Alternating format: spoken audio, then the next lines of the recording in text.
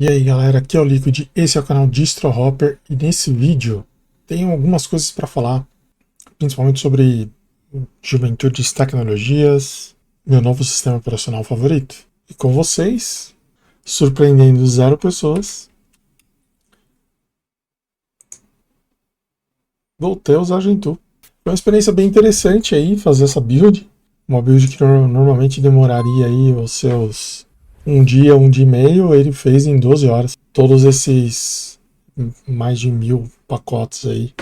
Até cheguei a postar no Twitter lá. Quem me segue no Twitter viu, né? Eu postando as builds. Se não me segue, @liquid lá no Twitter, na rede do Elinho Musk. Me segue lá. Eu costumo postar bastante coisa lá. Acho que todo dia tem coisa. Interessante ou não, tem coisa. Eu queria, nesse vídeo, essa história do chat GPT e essa pseudo-ruptura institucional que a humanidade passou aí, né, onde nos primeiros dias, quando foi prometido um apocalipse do mercado de trabalho, todo mundo ia perder emprego com o chat GPT. Conforme o tempo foi passando, não foi se mostrando assim, mas esse assunto ele alugou um apartamento triplex na minha cabeça, porque é uma coisa que eu estou pensando o tempo inteiro.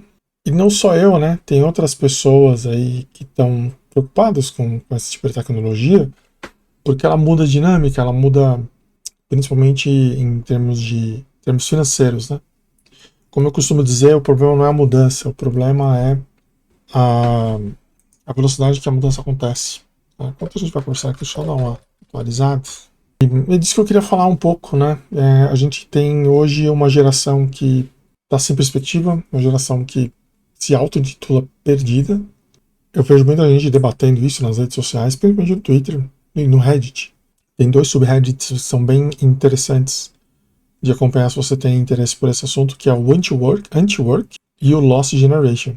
Ambos se falam mais ou menos da mesma coisa, que é essa conturbada relação de trabalho entre os jovens, geração Millennial e geração Z. Tecnicamente eu sou Millennial, mas na prática, e geração Z é a galera que nasceu de 2000 para cá, do ano 2000 para cá, né? Principalmente nos Estados Unidos está rolando aí um certo atrito, principalmente entre gerações, né? Principalmente entre os boomers. Os boomers que são a geração mais rica da história dos Estados Unidos, né? A classe média mais rica também, onde o cara com um trabalho braçal ele conseguia subir uma casa, ter 2 carros, criar 5 filhos e manter a esposa em casa lavando louça. E a geração Z não consegue, dividindo o apartamento com um cônjuge, não consegue manter um apartamento alugado. Principalmente quando você tem crianças e principalmente quando você tem crianças com problemas de saúde, né? Ou qualquer um deles com problemas de saúde. Y'all, tell me why. Just, why am I still living paycheck to paycheck? Why? My job pays, like, a decent amount of money. Like, very median, very average. But, like, I should be able to live on this. This is a good salary. Good salary. Not anymore, bitch! Not anymore! My partner and I make $120,000 combined.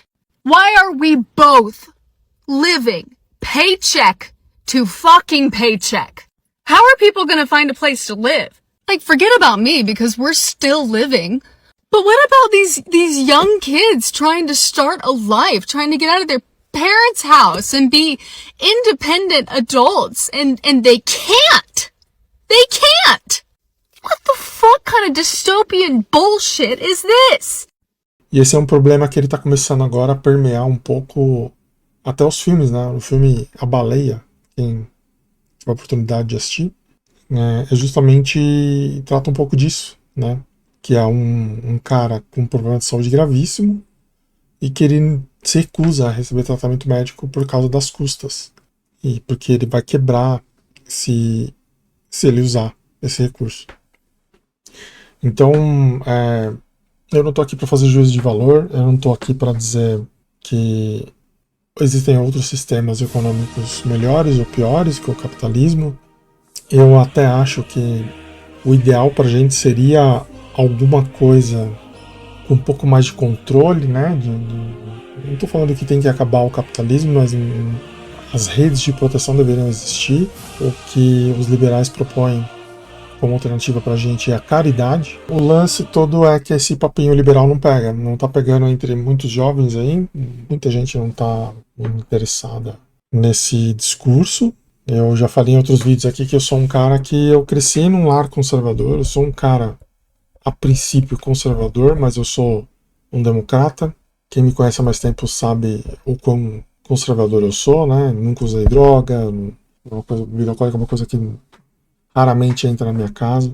É uma coisa que eu não tenho hábito, não me incentivo também. Então, quer dizer, eu tenho ali minhas neuras conservadoras. Eu tenho também as minhas neuras liberais, né?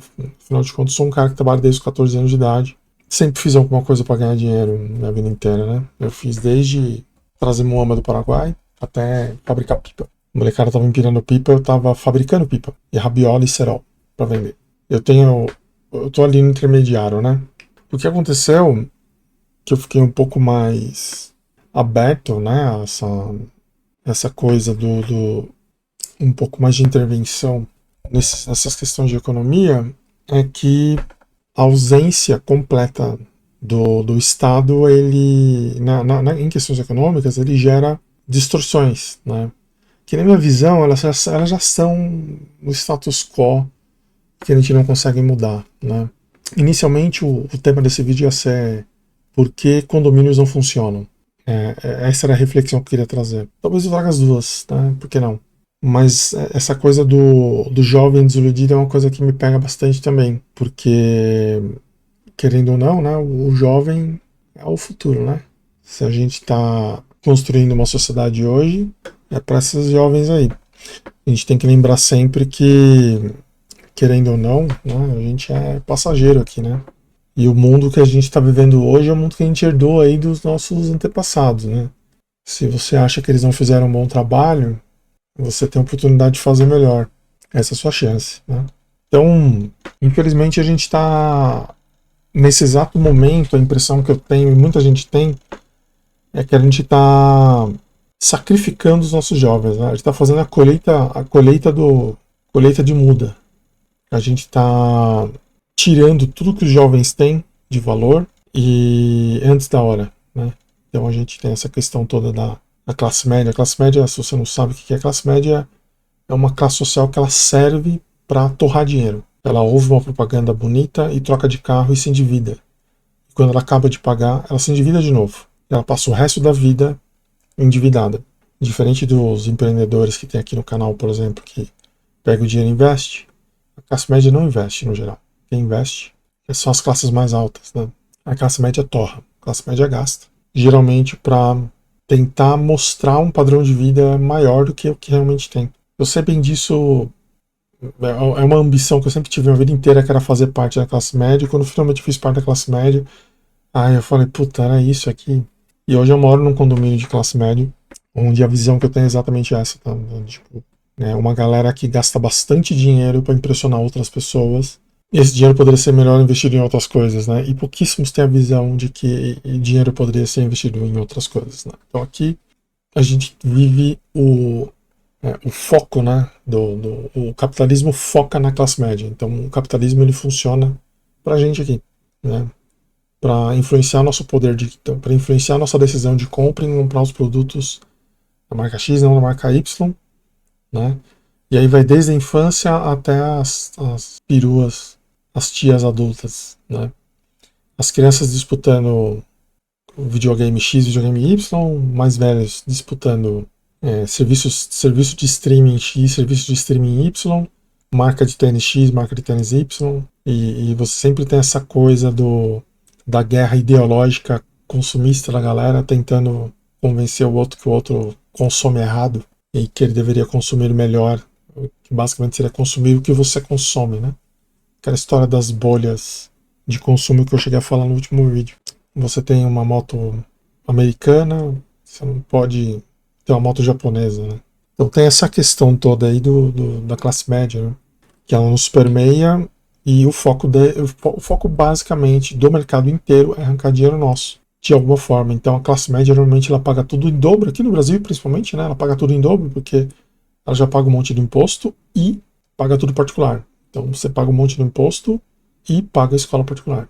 Paga um monte de imposto e tem plano de saúde particular. Então a classe média já paga tudo em dobro. Por quê? Porque a classe média não pode estudar numa escola pública. Por que não pode? Porque isso não é médio classista. Entende? Então, são armadilhas que o pessoal coloca para arrancar o máximo de dinheiro possível do cidadão de classe média, até ele não oferecer mais nada para o sistema, né? Que é quando chega a velhice, né? Então, se você já reparou, você vê que, com exceção de remédio para fungo de unha e corega, você não tem muito mercado consumidor para pessoal de mais de 60 anos, né? Normalmente, depois dos 40, você não é mais de interesse público, né? Ali na faixa dos 40 e poucos, a pessoa está chegando ali no seu ápice financeiro, energético e tal, que é onde a pessoa consegue gastar mais dinheiro, comparativamente com as idades anteriores, que é onde o cara não tinha tanto dinheiro. Então, essa é a idade preferida dessa galera. A questão toda é que o mercado, né, ele deveria estar se preparando para a próxima geração, que é essa galera de 20 e poucos anos aí que está entrando na fase adulta agora. E o pessoal está percebendo que não está rolando. Não está rolando. O pessoal não está desenvolvendo o mercado consumidor forte o suficiente, tá? Eu vou falar para você que o mercado consumidor do jovem adulto é um mercado muito bom. Por quê? Porque o jovem adulto, ele está numa corrida, né? Uma corrida há quanto tempo? Ele precisa formar as panelas que ele vai ter o resto da vida dele o mais rápido possível. A forma de você formar essas panelas que vão te acompanhar, que é a última rodada de amigos que você vai fazer na sua vida, é na faixa ali dos 25 anos ali, até os 25 anos, né? Porque depois fica muito complicado, você não vai mais ter tempo para ficar cultivando a amizade nem nada, os interesses. Você não tem mais obrigação de conviver com pessoas que você não quer. Então muitas vezes a amizade, ela se forma num ambiente onde você não tem opção, né? Tipo a escola, por exemplo, você não tem opção, você vai ter que estar lá. E depois de uma certa idade, a pessoa tem uma independência financeira em que ela só vai cultivar as amizades que compensam para ela, e o custo energético para se fazer uma nova amizade é muito mais complicado. Então depois dos 25, cara, é zoado. Mas o mais importante que acontece antes dos 25 é a galera procurar aí o seu par, né? E para cultivar esse relacionamento aí com namoradas e namorados, você gasta muito dinheiro, e você gasta muito dinheiro com compras supérfluas, né? Se você tem menos de 25 anos e você está juntando dinheiro e fazendo investimento, esse é o caminho oposto de você conseguir arrumar alguém para namorar e casar depois, tá? Essa idade não tem jeito. Você vai gastar. Não tem muito o que fazer. Você vai gastar com restaurante, você vai gastar com cinema, vai gastar com agenda cultural, porque você precisa, primeiro, se conhecer, segundo, conhecer melhor quem está ao seu redor, e então você tem que propiciar momentos onde essas pessoas estão ao seu redor, né? E isso custa, né? E todo mundo que tem comércio sabe que isso custa, porque é onde eles querem pegar o seu dinheiro, né? Então, aquela sorveteria que reúne gente jovem, bonita, descolada, eles sabem o que eles estão fazendo. Por quê? Porque depois dos 30, se você tomar uma bola de sorvete, você engorda 5 quilos. Então, você não vai frequentar sorveteria, factory cake, esses bagulhos depois dos 30. Você não vai, porque você vai comer uma azeitona e você vai ter que fazer 39 flexões durante 2 semanas para perder essa azeitona que você comeu. Então, você vai no shopping, por exemplo, cara, o foco do shopping, principalmente praça de alimentação, assim, você tem toda uma gama de restaurantes ali pra galera que tem menos de 25 anos. Que é uma galera que não tem um gosto. O cara não tem um bom gosto, o cara come qualquer coisa, na real. Só que ele tá com uma namoradinha, então comer McDonald's e pegar McLanche Feliz não compensa, né? Ele vai ter que comer num lugar um pouco mais refinado. Onde é o bom lugar para começar a comer? Um espoleto da vida, sabe? Sofisticação, alcaparras. Entende? E porque é onde o cara consegue comer diferente, que não é lanchinho fast food, que é coisa de criança. Ele consegue comer um negócio diferente ali com alguma sofisticação. Isso é importante. Tem fases da vida, já. A gente passa por fases da vida, não é mesmo? E depois vai aparecer um restaurantinho que vai virar um restaurantezinho de você, do restaurante do seu coração, né? O meu restaurante do meu coração, onde eu gastei algumas centenas de salários mínimos ao longo do desenvolvimento da minha relação com a minha digníssima esposa, era um restaurante de massas que tinha no Shopping Taboão. Acho que não existe mais, tá? Mas era um restaurante que ele foi, aos poucos, né? Os restaurantes lá do Shopping Taboão, eles foram sendo canibalizados pelas grandes redes. Então um monte de restaurante familiar foi virando restaurante de rede. E esse restaurante em si, a gente estava aguardando o momento que ia acontecer a mesma coisa com ele, né?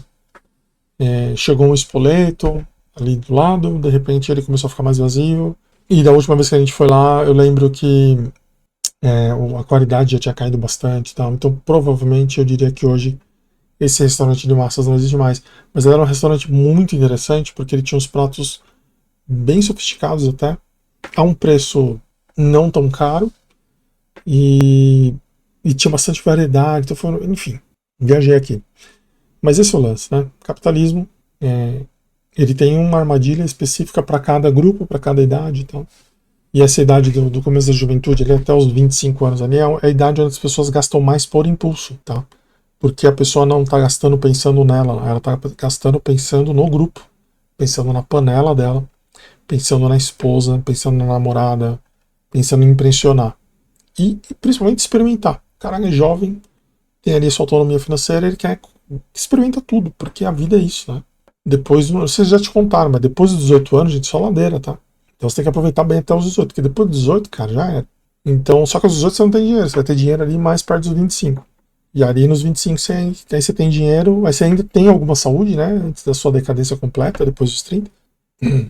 E aí você vai gastando, né? Pra poder experimentar, fazendo viagem nada a ver, gastando com os bagulho que você não gastaria. Depois dos 30 você não gasta mais dinheiro como você gastava com 25, tá?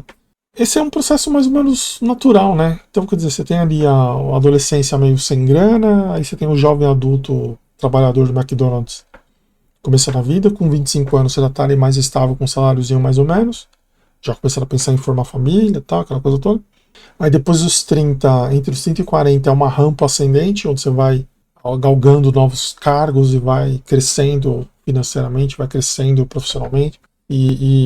Só que nessa fase você já está começando, você já está se envolvendo com compras um pouco mais sérias. Então, nessa faixa de idade, 30 a 40, você não vai estar comprando ragazzo, gastando dinheiro no espoleto. Né? Você vai estar cozinhando em casa para pagar o boleto do apartamento que você comprou. Ou do carro tal. Então, quer dizer, já é um outro patamar. Então, ali já é um capitalismo, né, para uma outra galera. A galera compra carro, compra casa tal. Aí dos 40 para os 50 continua essa rampa ascendente para algumas pessoas, para outras não. E os custos vão aumentando, né? Principalmente porque o cara já tem uma família, que já tem adolescentes, né? Os caras têm filho, provavelmente o filho dele nessa faixa já é um adolescente ou um jovem adulto.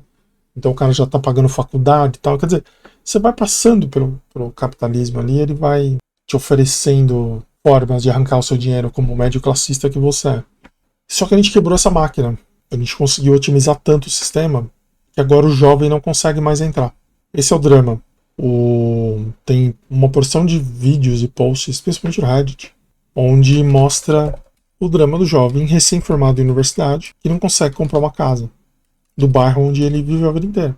Então é super comum você ouvir depoimentos do cara falando: porra, cara, eu cresci num bairro tal, aí eu fui tentar comprar a casa do vizinho do meu pai, o cara queria $1 milhão e eu não tinha esse dinheiro para comprar, achei um absurdo. E aí passou 2 anos, agora custa $2 milhões e eu nunca mais vou conseguir morar no bairro onde eu cresci, porque o meu salário é 100 mil por ano. Isso está gerando uma certa revolta silenciosa. Por quê? Porque o millennial e o jovem geração Z, eles são ativistas de sofá. Isso eu posso falar com bastante tranquilidade. Tá? São ativistas de sofá. É uma galera que não vai pra rua, não vai fazer revolução, não vai organizar boicote e não vai se organizar. E essa geração é uma geração que foi forjada nos anos 90. Eu acho que os anos 90, cara, foi a década mais... foi o ápice do individualismo, tá? Onde tudo era focado no individual. Tudo era focado no você. Você é o melhor, você é especial, você é isso, você é aquilo. Nada é focado no grupo, entende? E, sem capacidade de criar grupos, se organizar em forma de grupo, a gente não consegue nada, né? Se tem uma única coisa que os comunistas, o pessoal da CUT, eles têm razão, é quando eles falam que não existe conquista sem luta, né? E essas duas últimas gerações, elas não lutam mais.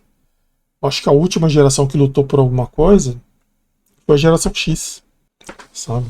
Foi a geração X, que veio antes da... um pouco antes dos milênios. A galera dos anos 60, 70, ali mais ou menos, né? Que é a galera da insegurança, porque acabou o estado de bem-estar social, então, tipo... o que vai ser essa geração, né? Geração X? E não tem mais, né? Os caras conseguiram, ao longo de décadas, trabalhando duramente, criando com muita propaganda, mas foi muita propaganda, muito filme de Hollywood, muita banda de rock, colocando na cabecinha do cara, olha só, o seu amiguinho soviético ali tá passando dificuldade, ele só pode cortar o cabelo de 5 formas diferentes e comer uma marca de sucrilhos. Aqui não. Aqui, ó, todo mundo é diferente.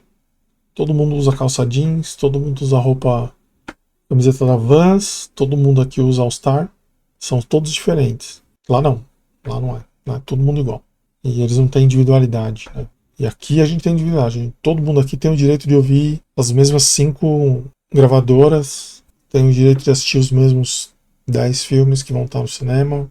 Lá não. Lá o pessoal tem que trabalhar na lavoura. Então a gente criou esse ideário, né, do individualismo fodão. Você é especial. Você é especial. Então você merece comprar um chapéu especial para provar o quão especial você é. Exclusivo e único. Veja as camisetas da Supreme mesmo. É uma camiseta branca escrito Supreme. Custa 12 mil reais. Por quê? Porque você é exclusivo, você é especial. Se você pode pagar 12 mil reais uma camiseta, que não vale 5, você é especial. Só você pode. Então, isso só funciona se você desconecta as pessoas, né? Você tem que desconectar as pessoas de funcionarem em grupo. E elas têm que ser disfuncionais em grupo. Você juntar todo mundo no ônibus, não consegue trocar uma roda. Tem que ser disfuncional nesse nível, sabe?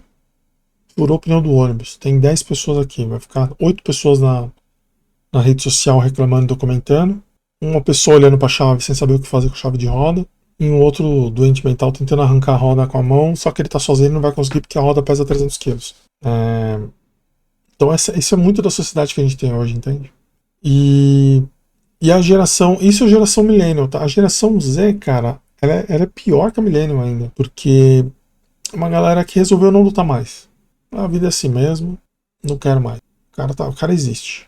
Essa geração, ela, por questões econômicas, trocou a universidade por cursos de profissionalizantes, né? Então, antigamente, anos 90, o normal era o cara fazer uma graduação, um bacharelado em ciência da computação, alguma coisa, para ser programador. Então, tipo, essa galera não tem mais dinheiro para pagar uma universidade, porque muitas vezes o salário iniciante como desenvolvedor não paga o que ele tem que pagar por ano para a universidade. Então não dá nem para ele fazer como a gente faz aqui no Brasil, né? Aqui no Brasil é comunista, a gente é comunista, quem tem universidade pública. Então o cara passa na universidade pública e no primeiro ano ele já arruma um estágio e já começa a trabalhar e vai levando o trampo e os estudos até o final do curso. Lá, como você tem que pagar de anuidade o que um desenvolvedor pleno ganha, você não consegue fazer esse tipo de coisa por lá. Então a galera acaba trocando a graduação formal por uma formação rápida, técnica e livre, né? Porque é o que ele consegue pagar. E isso tira muito do potencial do cara, porque a universidade, cara, 80% da importância de você ir para uma universidade é networking. É networking, cara. E EAD não resolve, curso rápido não tem isso também, no geral, né? Tem muita gente aí que não vende curso, né? O cara vende, na verdade, o networking. Né? Ele vende um acesso a um fórum que tem pessoas como você. Que aí nesses fóruns você pode cultivar um networking, que é o que vai valer para sua carreira o resto da sua vida, né? Não é garantido. Mas se você pagar, você vai ter acesso. O curso é só um chamariz. Né? O que vai te garantir um emprego de verdade é o networking. Né? E me assusta muito, né? Porque, primeiro, eu vejo jovens, não necessariamente em boas condições financeiras, criticando esses jovens que reclamam, né? Esses jovens geração Z, Então você tem uns jovens que trabalham junto com os boomers para destruir o psicológico da geração Z e dos millennials, falando que eles são fracos, que eles são incompetentes, que eles são preguiçosos. Então é comum você ler o cara falando, se você fizer café em casa em vez de comprar Starbucks, você vai conseguir juntar dinheiro para comprar uma casa. Então, se você ficar, em vez de ficar saindo pra balada, você vai conseguir. Aí você percebe que toda aquela coisa que eu falei do jovem que gasta dinheiro para socializar porque é importante ele socializar, até isso está sendo tirado do jovem, sabe? Eles querem tirar o poder de socialização do jovem do jovem. O jovem ele tem que nascer para trabalhar, ele não tem mais aquele intervalo de 8 anos mais ou menos, que é onde ele está se consolidando como adulto, e ele precisa de um pouco mais de... Ele não vai ter muita grana, mas pelo menos ele consegue... Até isso estão querendo tirar do jovem. O jovem tem que ser só uma máquina de pagar boleto. E é muito triste, é muito frustrante ver isso, porque se o jovem não tem perspectiva, ele não vai construir futuro nenhum para ninguém. Então a próxima geração, que vem depois da geração Z, não vai ter nenhuma chance também. Porque oportunidades não vão ser construídas. O que a gente vai ter é alguma coisa parecida que aconteceu na China. Né? A China teve a revolução cultural deles lá, e uma geração específica, por causa de uma política do governo, não teve acesso à universidade, por exemplo. E aí foi um monte de gente que cresceu ressentida, que é a geração, eles chamam lá de geração perdida, né? Mas é uma galera que eles estavam com a vida deles toda encaminhada, aí veio a Revolução Cultural mudou tudo, tirou eles da universidade e botou outras pessoas no lugar. E aí eles perderam um bonde do futuro por, sei lá, qual motivo. Não conheço tanta história da China assim, mas isso aconteceu lá. E eu acho que essa geração Z, ela tá caminhando para ser isso aí, tá? Um monte de gente frustrada, amarga, que não tem uma visão de futuro e não vai construir nada para um futuro próximo. Então o nosso futuro é velho, porque ele foi... Se tiver algum futuro, cara, é um futuro de pessoas construído pelas pessoas dos millennials, né? Os millennials ali, mas tipo, vai ficar 20, 30 anos a mesma coisa, né? Que a molecada da geração Z, que deveria estar construindo o futuro para daqui 10, 20 anos, não está mais interessada nisso daí. E você percebe que é porque elas não têm escolha. Né? Você achatou tanto o salário numa ponta e você coloca tanta distração na frente do cara, sabe? E é um ciclo vicioso, né? Porque você coloca um monte de distração na frente do cara e o cara não consegue avançar porque ele está distraído. Só que ao mesmo tempo ele é um mercado consumidor muito importante para esse monte de distração que tem. Então isso faz com que o mercado crie mais distrações. Então é um cara que ele tá cheio de distrações, é um cara que tá cheio de séries, filmes que compensam esse futuro que ele não vai desenvolver por falta de recursos, né? Basicamente por não ter acesso a uma universidade. O cara nunca vai ter uma profissão bem paga, ele sempre vai estar ali fazendo bico, fazendo freela. E esse vai ser o futuro do cara, porque ele não consegue se formar engenheiro, ele não vai conseguir se formar médico, não vai conseguir se formar advogado, né? Então ele vai ficar ali no subemprego o resto da vida. Com o subemprego ele não consegue comprar uma casa, ele mal consegue pagar um aluguel. E cara, se você vive num mundo onde você mal consegue pagar um aluguel, você vai ter que dividir a casa com pessoas que você não conhece. Esse é um outro drama do jovem atual. O jovem atual ele já se conformou em dividir a casa com estranhos, porque ele não tem opção. Se ele não fizer isso, ele vai morar muito mal, vai ter que voltar para casa dos pais, vai ter que morar numa periferia. E é uma coisa muito difícil, né? E um cara desse também não precisa ter família, né? O cara vai ter família. Eu tô vendo gente da geração Z falando que ter um gato é muito caro, é proibitivamente caro você ter um gato. E o gato que, na minha época de juventude, ali, tipo 20 anos atrás, ter um gato só não era mais barato do que ter peixe beta, sabe? Gato é basicamente uma areia que você pagava R$5 o saco e uma raçãozinha ali que durava um mês inteiro que custava R$40. Agora até isso está inflacionado, né? Porque o pessoal vai agregando valor na ração, agora a ração custa R$100. A areia tem que ser uma areia, aquela areia barata não existe mais, agora é uma areia que é mais cara que é R$50. Aí cuidar de um gato, que era uma coisa que custava menos de R$100 por mês, agora está custando R$300 aí, um gato. Então, como é que resolve, né? A tecnologia deveria ser uma saída para esses caras aí, né? Mas o ChatGPT, por exemplo, ele acabou virando mais um espantalho para esse pessoal aí, ficou mais assustado ainda, do que necessariamente uma saída, uma alternativa. E não tem o que fazer, porque é isso. Aí o jovem, ele basicamente gasta o dinheiro dele com coisas que fazem ele fugir do mundo, que é videogame, série, música, que é o que traz um conforto mental pra pessoa, né? Mas não tem perspectiva de ter família porque não dá. Não dá pra ter filho, não dá pra casar, vai ter que dividir o apartamento com estranho. Seres humanos em condições assim, eles não costumam ser muito bem comportados não, tá? Porque quando você é obrigado a conviver com pessoas que você não quer conviver, né, isso tem retorno, de alguma forma. Seja na saúde, seja psicologicamente, né? Até essa história do macho alfa, que a gente tá vendo, tá na moda essa história do macho alfa do Campari, hein? Essa história de macho alfa, ela surgiu de observações em lobos em cativeiro, né? O que dizem por aí. E que esse personagem do macho alfa eram distúrbios não naturais em lobos em cativeiro. Então o cara se comportava, um dos lobos lá, ele se comportava de forma violenta sobre o resto da matilha, sendo que em condições naturais no terreno, quando um macho chega em idade adulta, ele sai do bando e forma seu próprio bando. E aí ele vira o macho alfa, não é porque ele briga melhor, é porque ele é o primeiro. Assim como a fêmea alfa também. Né? Porque ela é a mais velha lá da matilha, ela é a mãe de todos. Então, quando a gente começa a colocar as pessoas nessas condições, aí eu acho que começa a surgir essas aberrações que a gente tá vendo aí. Macho alfa da Campari, esse monte de moleque que não gosta de mulher. Não tem problema você não gostar de mulher. Ninguém é obrigado, né? Mas se você não gosta, deixa eles de paz, né? Deixa elas cuidarem da vida delas. Você não precisa expor elas à violência. Então, que é o que a gente tem hoje, né? Hoje a gente tem um movimento misógino mesmo. Um movimento contra as mulheres. Porque eles culpam tudo isso de errado que está no mundo à liberdade sexual das mulheres.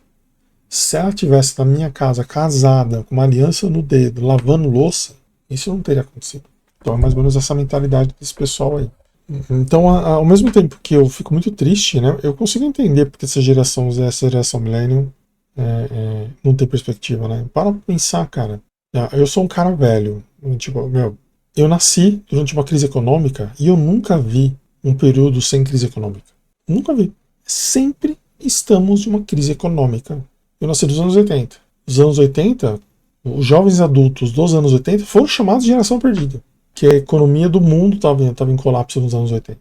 Reflexo da crise do petróleo, reflexo do novo pacto, como é que era lá? Aquela história de tirar o ouro aquela história toda lá que tirou o ouro como baliza econômica do mundo e botou o dólar, né, como lastro monetário. Teve isso, teve também essa questão dos aumentos nos movimentos liberais, né, de economia, onde se você desmobilizava qualquer tipo de sindicato, qualquer movimento social, aí você, para garantir que as pessoas não iam trabalhar em equipe, você criou toda uma cultura individualista, sabe? Onde você é o cara, você é o foda, você resolve, você não sei o que lá, você não sei o que lá. Tipo, enquanto nos anos 80 você ainda tinha Goonies, Patrulha não sei o que lá, tipo, aquela galera toda em equipe trabalhando. Caverna do Dragão, que era sempre repara que era sempre uma equipe, né? Mas você vai pros anos 90, cara, a mentalidade MTV, cara, da menina rebolando sozinha, do cara rockstar tocando guitarra sozinho. Você não tem mais aquela coisa do grupo. Isso se perdeu e isso não é à toa, e isso ajuda a explicar onde a gente chegou agora, né? Onde o pessoal. Tem até aquele trecho do seriado Last of Us, né? Que o cara vai para um assentamento e aí o cara fala, não, porque aqui é a propriedade coletiva, né? Tudo aqui é de todo mundo, a gente não tem uma liderança, a gente tem um conselho e tal. Aí o cara perguntou, isso é comunismo? O cara fala, não é comunismo. Aí a menina responde, cara, isso é literalmente comunismo, velho. Você está num assentamento comunista. E até uma coisa que eu tava pensando agora, né? Quando eu era moleque, eu frequentava alguns passeios da igreja lá. O que era o passeio da igreja? Você enchia 2, 3 busão de crente e ia para uma fazenda lá no Quinto dos Infernos. E aí chegando lá, você tinha algumas atividades. Então todo mundo recebia ali uma grade horário das atividades que iam acontecer nos próximos dias. Com horário, com atividades, né? Então assim, o que tinha nessas atividades? Existiam atividades individuais, atividades coletivas e tinha aquela parte de louvor, tirar dúvida e tal. Qual que era o lance? Então, acordava de manhã, tinha uma tarefa para fazer.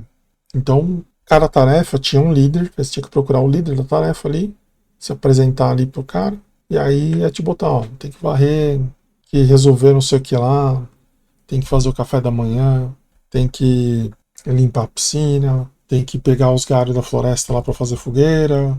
Então, assim, você tinha várias frentes de trabalho, cada uma liderada por uma pessoa, geralmente um pouco mais velha do que o resto, né? E tinha bastante jovem lá, então, tipo, eu tinha 12 anos quando eu fui nesse negócio, o líder lá tinha 15, sabe?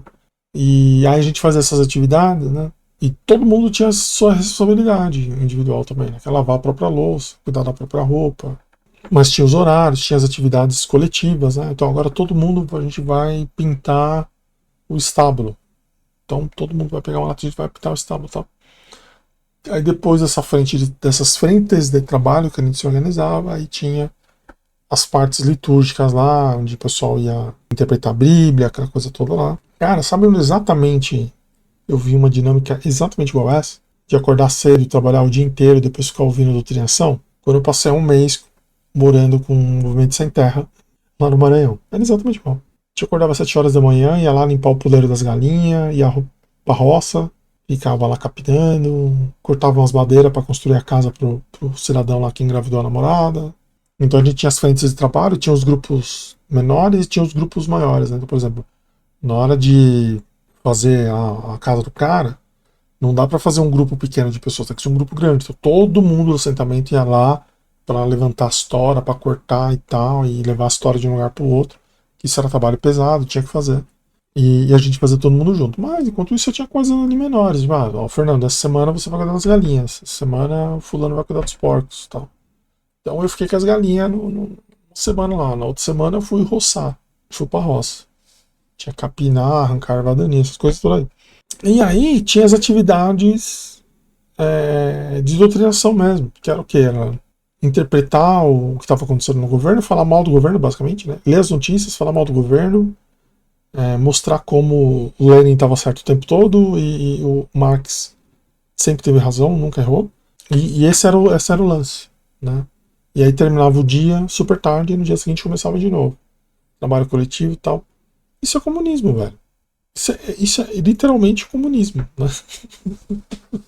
Isso é literalmente comunismo. A única diferença ali é que, tanto no caso do retiro dos crentes lá, acaba, aí todo mundo volta pra casa, né? Mas no retiro dos crentes não tinha lá assistente, empresa que fornece. Não, mano. Ou a gente fazia, ou a gente não comia, ou a gente arrumava os bancos ou não tinha onde sentar, ou a gente limpava a mesa ou não tinha mesa limpa, ou limpava a piscina ou não tinha piscina, sabe? Porque uma comuna é justamente isso, né? O mais próximo do comunismo que eu vivi foi nesse assentamento do sem terra, onde a propriedade coletiva é tudo de todo mundo, você tem uns lugares coletivos onde as pessoas se reúnem e tal. E eu vou falar pra você, cara, que é muito gostoso você tá nesse ambiente. É um ambiente onde você faz parte, é um ambiente onde você tem um papel, sabe? Onde você se sente incluído, onde as pessoas se importam com você, seja porque você faz parte da engrenagem lá que tem que fazer o negócio funcionar, seja porque eles gostam de você mesmo, mas na prática dá na mesma, porque você se sente parte de alguma coisa, e isso faz parte da essência das pessoas, né? Querer fazer parte, né? E tanto do lado dos comunistas real, quanto do lado dos evangélicos lá, que faz retiro, o efeito é mais ou menos o mesmo. Eu não sei como é que é hoje em dia, tá? Essa minha experiência foi ali no comecinho dos anos 90, tá? Naquela época as pessoas ainda pensavam nessa coisa coletiva.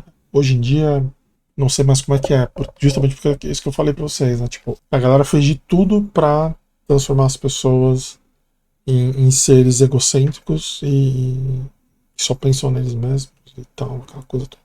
A galera não pensa mais no coletivo, o cara toma uma decisão que afeta outras pessoas, ele não tá nem aí, porque se ele parar pra pensar, ele não faz. Só que se ele parar pra pensar, a venda por impulso não funciona. Então você tem que manter o cara ali mobilizado para ele fazer uma compra por impulso a qualquer momento. Qualquer momento, o cara tem que poder fazer uma compra por impulso. Só que numa compra por impulso que ele faz alguma coisa que ele poderia ajudar a família que ele não ajudou. E aí você enfraquece essa questão de coletividade. Que o cara pensa nele, o cara não pensa no coletivo. Às vezes o coletivo é onde ele mora. E às vezes o cara mora lá, mas não mora, sabe? Ele mora lá, mas é como se ele não morasse. Ele tem outras preocupações na vida dele. Tem pai que passa pano, tem pai que passa pano, tem pai que corrige. Mas infelizmente essa é uma batalha que a gente perdeu. A maior prova disso é essa quantidade de insanidade que a gente vê no nosso dia a dia e ninguém vai pra rua para reivindicar nada. Só loucura e tá todo mundo fazendo ativismo no sofá. Eu até diria que isso vale pros dois lados, né? Tanto o pessoal da esquerda quanto o pessoal da direita. Mas o pessoal da direita, pelo menos, vai pra rua pra lustrar o mito, né? Mas você não vê esse pessoal se organizando para coisas realmente sérias, né? Coisas envolvendo o coletivo. Porque na cabeça deles, qualquer coisa coletiva é comunismo, então a gente não pode ir para a rua para reivindicar uma melhoria do SUS. A gente tem que ir para reivindicar a cloroquina, que é o anti-SUS, né?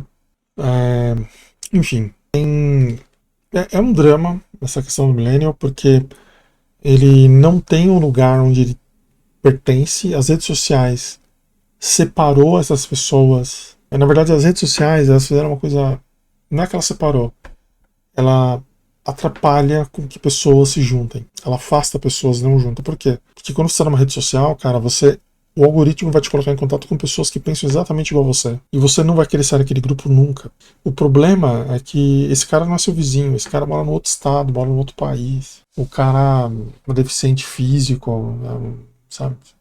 São pessoas que você nunca encontraria no seu dia a dia, né? E às vezes um grupo que você montou no seu condomínio tem pessoas diferentes, mas elas estão ali, por perto. Então, primeiro, você aprende a negociar com quem é diferente de você e você tem um incentivo para se encontrar com as pessoas de forma presencial e você dispensa ser intermediado por uma rede social, que o único interesse é te manter dentro da rede social para te vender propaganda e roubar a sua atenção, entende?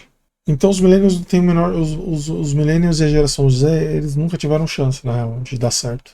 Não tem como dar certo. A única coisa que falta para eles é eles despertarem, entenderem que essa passividade toda não vai levar a lugar nenhum, vai ser uma tragédia na vida deles. E uma tragédia para a humanidade, né? O mundo vai ser muito pior sem a contribuição de vocês, geração Z e millennials. A gente precisa de vocês de volta aí. Tá? E quando eu falo que a gente precisa ter um Estado forte para regular essas relações, é disso que eu tô falando. Sabe? Ai, mas não mexe na minha rede social, porque vai mexer na minha rede social. Cara, não é mexer na sua rede social, não, mano. Não é esse ponto. A questão é que as pessoas estão deixando de ser pessoas, cara. Os seres humanos estão deixando de serem seres humanos. A troco do quê? Troco de quê? Sabe? Eu sempre esqueço, né? Tem uma série de fotos e vídeos que eu fiz num supermercado aqui de São Paulo, né? Que eu costumo chamar esse supermercado de Moscou. Moscou soviético. Leningrado. Por quê? Você vai lá na parte de cereais, tem um fabricante de cereais e ele tem dois tipos de cereais. E aí no corredor inteiro, assim. Você olha a foto, cara, parece que pegaram o Photoshop e colaram do lado.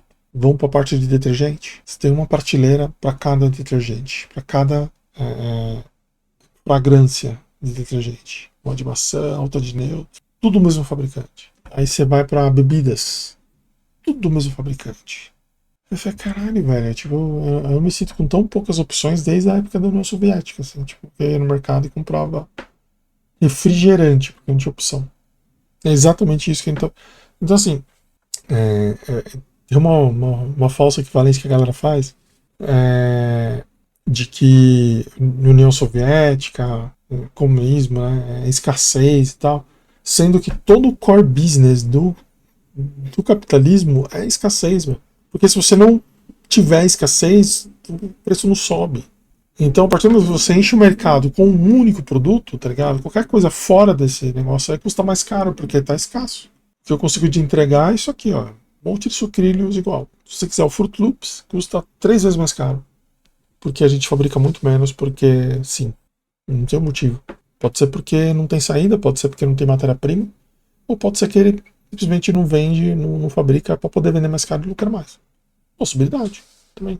Como é que você resolve isso? Obviamente, você conta com a boa fé do empresário. Né? O empresário não pensa só no lucro, né? Ele faz caridade também, ele pensa no bem-estar da sociedade, certo? Então, enfim, é uma tragédia o que a gente está vendo hoje.